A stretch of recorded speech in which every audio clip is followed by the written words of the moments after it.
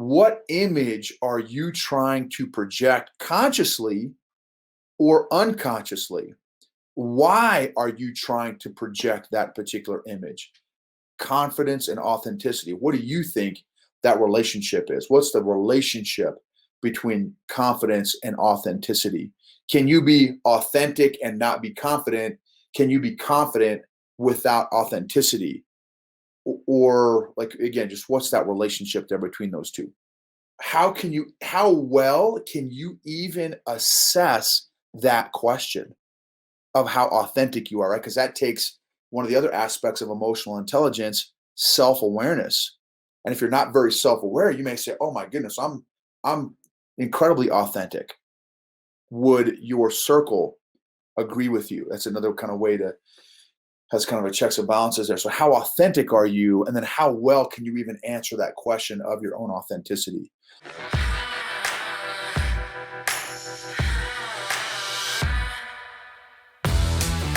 Welcome to the EQ for Entrepreneurs podcast. Like most business owners, you already know you need good business and marketing strategies to scale and be profitable.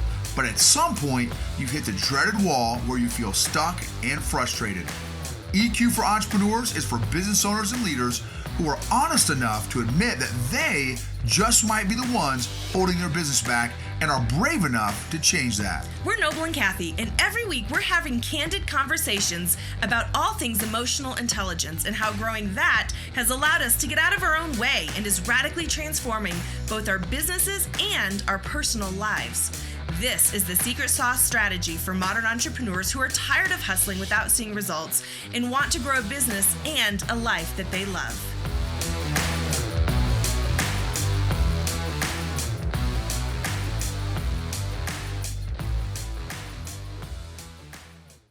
What is going on, leaders, influencers, and entrepreneurs? So we just got done talking about, we had our week 5 of our course on emotional intelligence, discussing tonight social management. So I've got 11 points.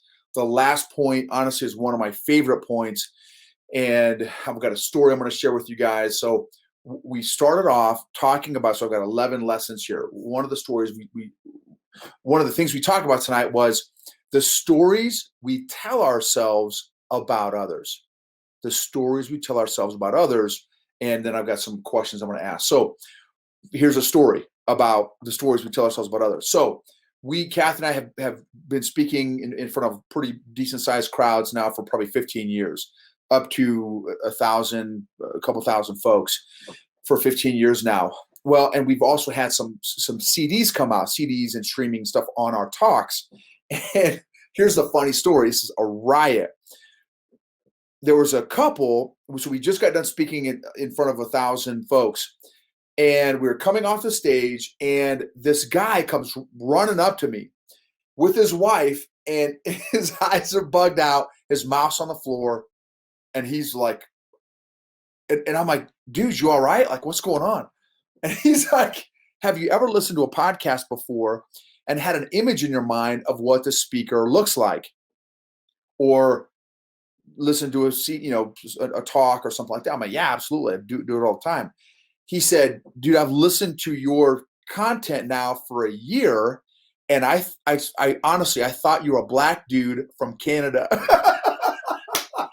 It was so funny. It was so funny. So have you ever told yourself stories about other people, right, without necessarily getting those stories confirmed?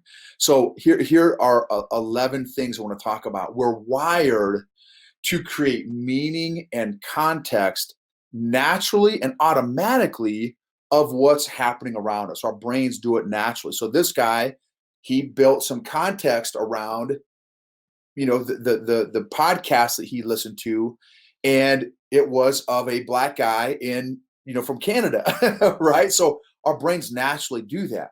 The danger is that our stories, the context that we're creating, may not be accurate. That's point number 1. Number 2 is, how would an emotionally healthy person view this particular situation? How would an emotionally healthy person view this particular situation? What story or what context would an emotionally healthy person create?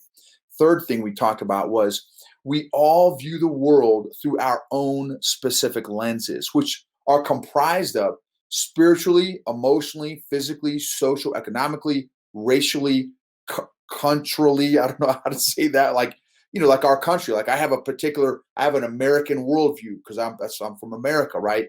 Then one of my buddies I just got done talking with, he's from the Ivory Coast. His wife is from the Philippines. So, we all have very different perspectives.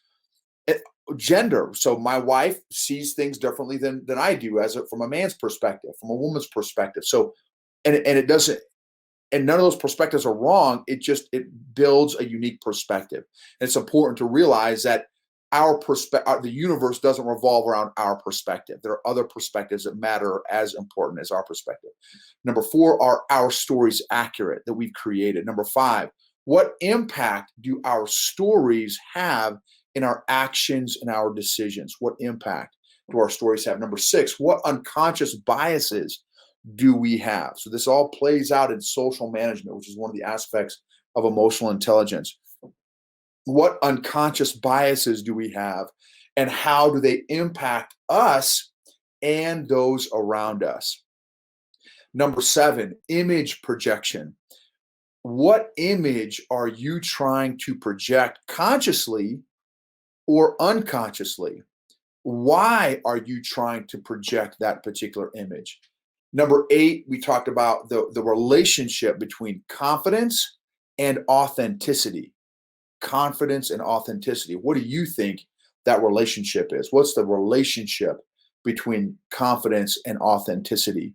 Can you be authentic and not be confident? Can you be confident without authenticity?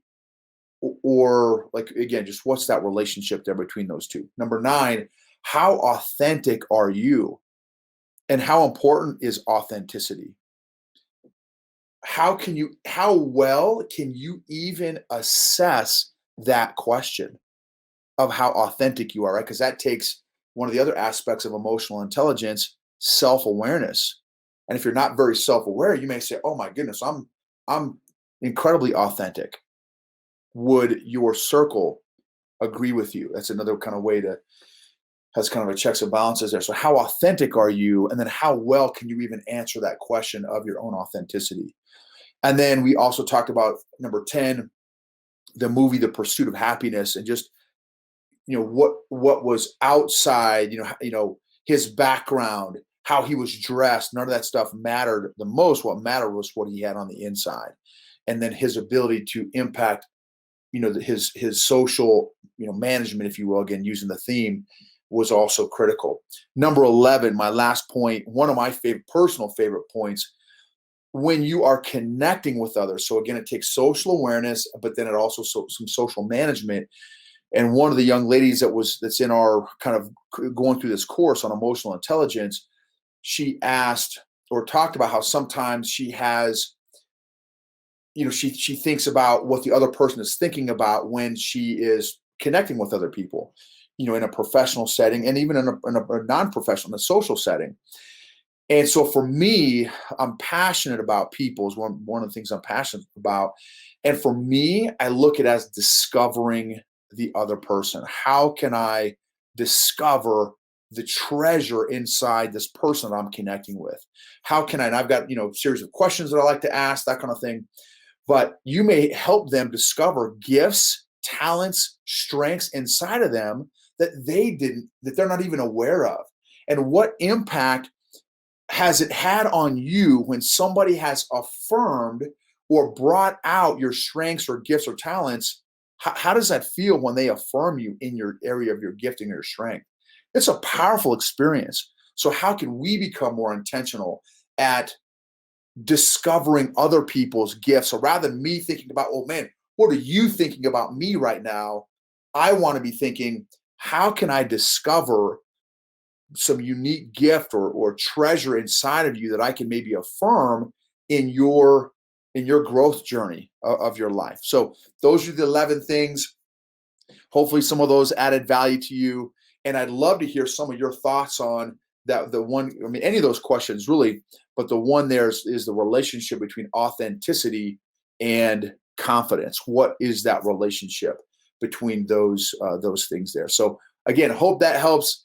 And if you feel like this added value to you, please tag a friend if you feel like it might also add value to someone else. And again, for all of you that have been supporting us, our podcast, EQ for Entrepreneurs, we just hit recently over 16,000 downloads. Thank you all so much. For those of y'all that have commented, rated, and reviewed, some of y'all have been watching our YouTube channel as well, the same name, EQ for Entrepreneurs. Thank you all so much. We love adding value. And remember that emotionally healthy people help heal other people emotionally.